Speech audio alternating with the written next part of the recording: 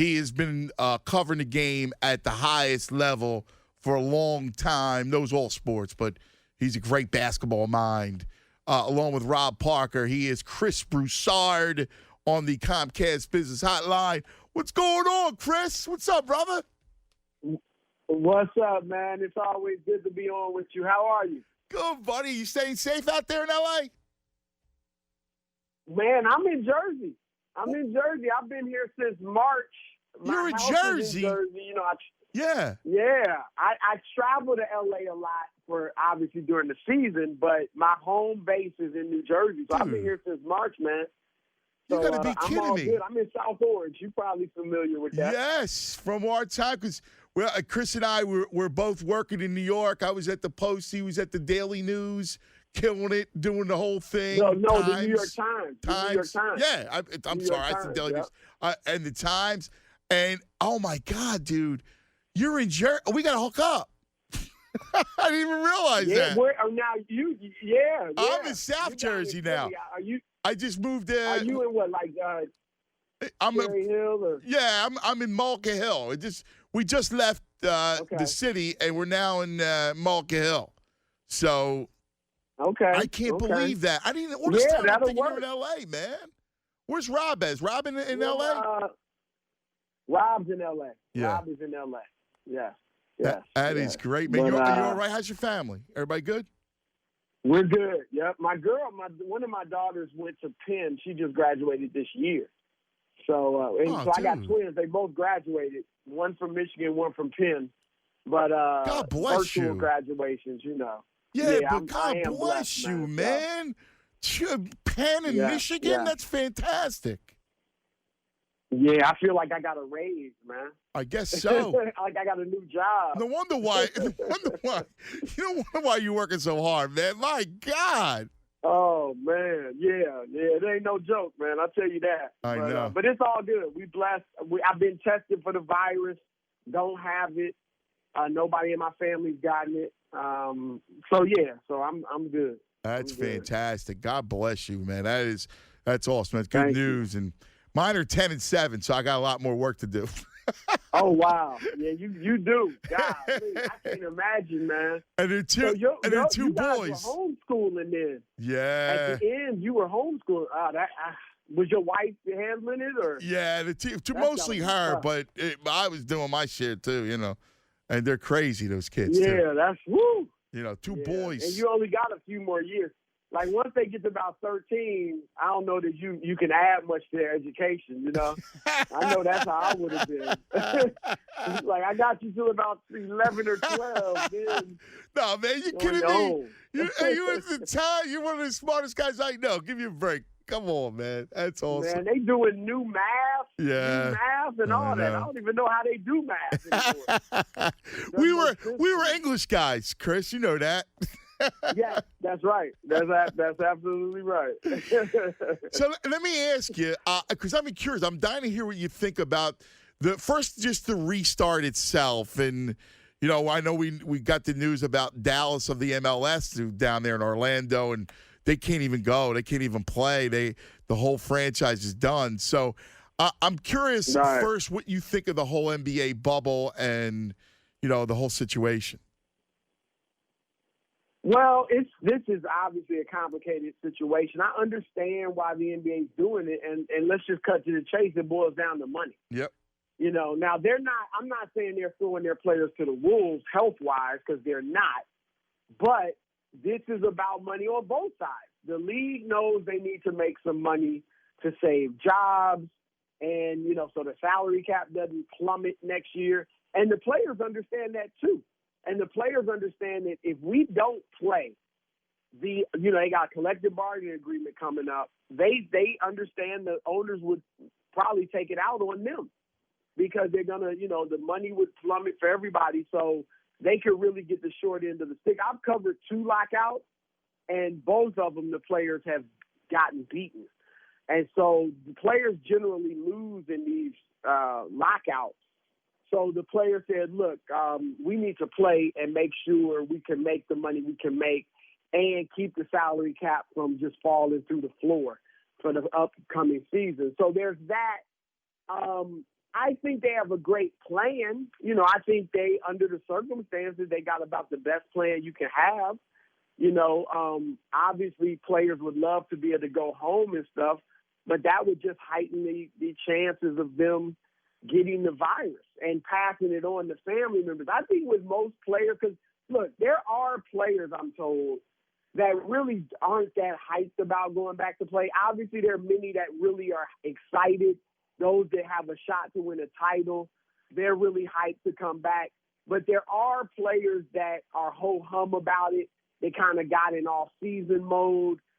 They're concerned about the health issues, and they really don't want to go, but they're going anyway. So I just think that a lot of players are concerned, too, about not so much their health, although there's a little bit of that, but it's more so your family. Like if you have little children, if you have an older parent, you know, who's more vulnerable. So I'm excited as a fan, you know, to watch it. And obviously we're all looking for sports to kind of restart. But look, I've said this on our radio show. If what we did, and this goes for all the sports, but if what we did in March, where we shut down the league and then all the other leagues followed because Rudy Gobert tested positive, and then the country went into a shutdown, if that was legitimate, and I say if because it's become so politicized, it's kind of hard to tell what's true and what's not. But if that was legitimate, then it seems like nobody should be playing. Right. You know, because, I mean, it's worse now. You know what I mean? Like, yeah. It's worse now and getting worse, especially down there in Florida. So, you know, like I said, the fan in me is excited to see it, but it does seem risky, man. Yeah, really it does. I know. It does. And you know what's funny, though, to your point?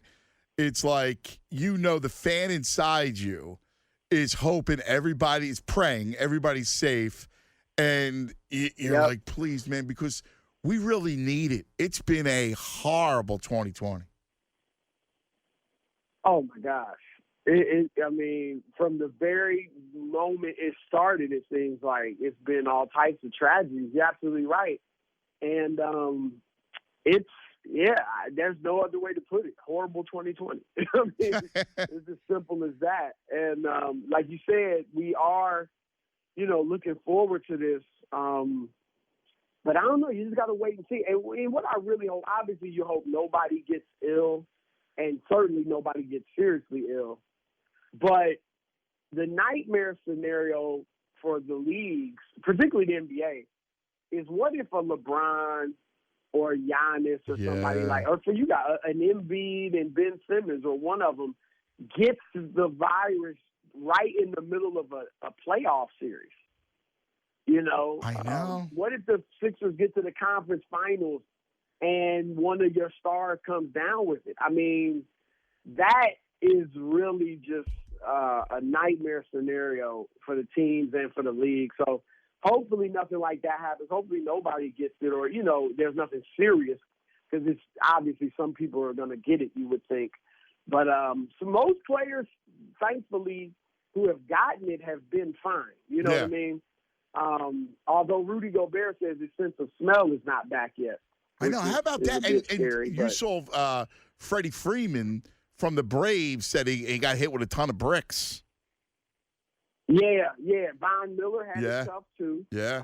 It took him like a few weeks to get over it. So you just don't know, and that's the thing, man. It's such an unknown, and there's talk that it's morphing and it's changing and mutating, and so I don't know, man. You just, like you said, you just got to pray that everything works out, that the players are healthy, and in both, you know, obviously you got a few guys pulling out in the NBA, but baseball, it seems like you got more guys pulling out in baseball. I know, or at man. least more it's names, crazy. You know, I know, and I don't know, and I don't know how you're going to jump on planes and hotels and the whole thing. That's the thing about baseball. Yeah, even though it's outdoors, which makes it better than the NBA, they're going to be going home. Like you said, they're going to be interacting in the public to some degree, and that makes it a lot different. I guess the NBA bubble is, like I said, they've done a good job considering everything, but it still may not be enough. We're talking to Chris Brousard, one of the greats, Fox Sports Radio, my colleague. You get him on FS1. He's tremendous, great. The triple threat writer, broadcaster, TV personality. You do it all. Author. I got to ask you, when we talk about the Sixers, and you be covering the league a long time, when you look at them, we're hoping that they're obviously a dangerous team. How do you kind of look at them with all the stuff going on, no home court, knowing that they're the longest team in the league and they're kind of built for 16? What's your take on that? I picked. I don't know if you remember. I picked the Sixers before the season to get to the finals. I remember. And I've been disappointed, as I'm sure many Sixers fans have. I mean, obviously they haven't been terrible, but they certainly underachieved.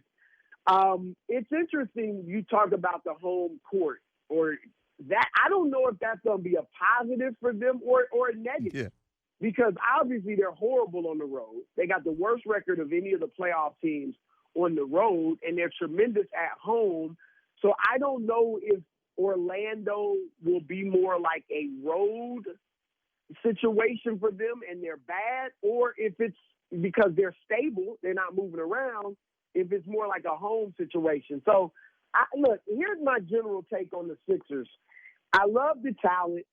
You can certainly argue they're the most talented team in the Eastern Conference. I don't think they're mentally strong and mature yet. I think the home a road disparity is a sign of that. I don't think Joel Embiid and Ben Simmons have yet figured out how to play their best together. And I put that, you got to put that on Brett Brown. Yeah. That's his job to do it. And then, so to have them be away for 3 months and now they're coming back, I don't think the chemistry between those two is going to get better. So I don't think they'll win the East. Again, you always give them a puncher's chance because Embiid is so good and Simmons is so good, and they obviously have talent around those guys. But my concerns about their mentality, those are the biggest concerns I have. Now, I've actually wondered what has Joel been doing during this break. So if just with who he is. Yes. Yeah, like his I mean, everything he's shown us in the past, you would think he's sitting there getting out of shape, eating all types of mess. Now, I've heard that his diet is much better. Mm-hmm. Obviously, the reports are saying he's in good shape. Ben Simmons, has talked about being in good shape. So if Joel is truly in good shape, that's huge. You would figure his health is a little better. Ben obviously has said his health is much better. But what I need to see from Ben, I see the pictures of him looking like a tight end working out in the weight room. I need to see photos and videos of jump shots. That's what I want to see. All right? Here's the thing, and I don't know if you want me to go this far. No, go please. This would be what I would do with the Sixers if they go out this year, say in the second round. I would get rid of Brett Brown. I would bring in a coach that I believe could have the best chance of really maximizing Embiid and Simmons together. Okay, now for me, that would be like a Mark Jackson. I don't know if Elton Brand would go that way, but that's how I would look at it. But I bring in a new coach, give them one season, see what it looks like, see if I can get those two to really play their best together. And if not, if after next season it's still the same old disappointment, underachievement, they go out in the second round or something like that, then honestly, I think I would move on from Embiid. And I would build my team around Simmons. Yep, as much as I like him, and he's arguably the best center in the league, Simmons, when you've seen it, when Embiid's not there, Simmons is like another player. Listen, I think Simmons. And for today's NBA, right? Yeah. Today's NBA, he would be like a turbocharged. Well, no, I was gonna say Draymond Green. He would be. You could play him like the Bucks play Giannis. Yes. He could bring the ball up. Yes. He can post, and you just put shooters around him.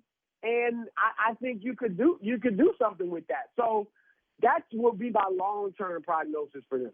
Well, listen, we're talking to Chris Brousard, on the Comcast Business Hotline. I agree with you in that if you had to put it, if I had to split them up, I'm choosing Ben because you're right. Ben is more like Giannis, right? And I think Ben's game grows. Right. Like, I still believe that Ben develops some sort of mid-range game where he's not going to be afraid to shoot the ball. And again, I'm not asking for threes. At some point, it'll come. It will. Right. He's a top. I always still look at it. He's a top 5 player in the league someday. Like, I would bet on that. No, I mean, look, the ability is clearly there. I do think.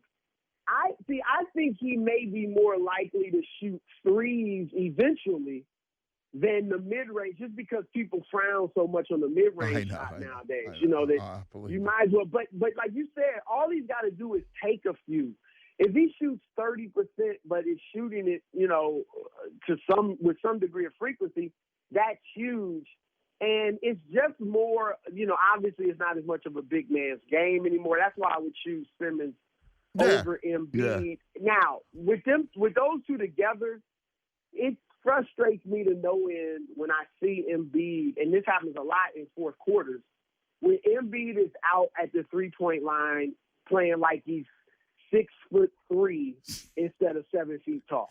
And it's I get it because to keep them on the floor together, they put Simmons down low so teams will guard him, and then they need spacing so Embiid moves out.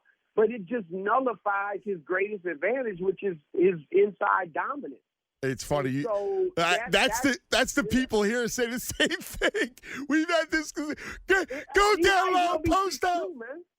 Yeah. It's so. That's why, like I said, if Brett can't get it done this year, and again, you give him a puncher's chance, but I think you got to move on if it's disappointing come playoff time. Yeah, and we love it. And listen, justice would say, if there was sports justice, such a thing, Brett would win it because he's a great dude, and he's know a great guy. Yeah. He is a great guy, yep. Yeah, but, listen. I'm pulling for him. I mean, I know you hope are. He does. They do figure it out. And look, I think for them, obviously they're right there with Indiana as the 5th and 6th seed. You want to get to 5. I don't think you want – I mean, who knows how things will play out, but I don't think you want necessarily Boston in the first round. I know they played well against Boston this year, but, Boston's a team that's going to be well coached, disciplined. I think they're going to come back and play well. Obviously, Miami's tough too, but you guys, can beat Miami. Yeah. So you know what they do? You know what do that Miami? It's funny because Miami scares me more than Boston because I think the Sixers match up against Boston. They frustrate Kemba because of their length. But Miami, they go into that zone and it messes with them. And then you got the Jimmy factor. Jimmy's a nasty dude. He's coming for the jugular. Yes. He is coming for the jugular. There's no doubt about that. Exactly. It's going to be fun, though. It's going to be fun. It's going to be a blast. I'm so glad to connect with you. I'm so glad you're close by, man. We got to hook up. Hey, when we're able to, let's hook up, grab lunch or something one day. I would love it. Dinner. I mean, we'll work it out because our schedules are kind of different. Yeah. But we'll work something out, man. That sounds good, brother. Be safe, all right? Best to your family. All right, brother. You too. Thanks, man. Thanks, man. There he is, Chris Brousard, my colleague at Fox Sports Radio. Terrific guy. Anthony Gargano, weekdays from 10 to 2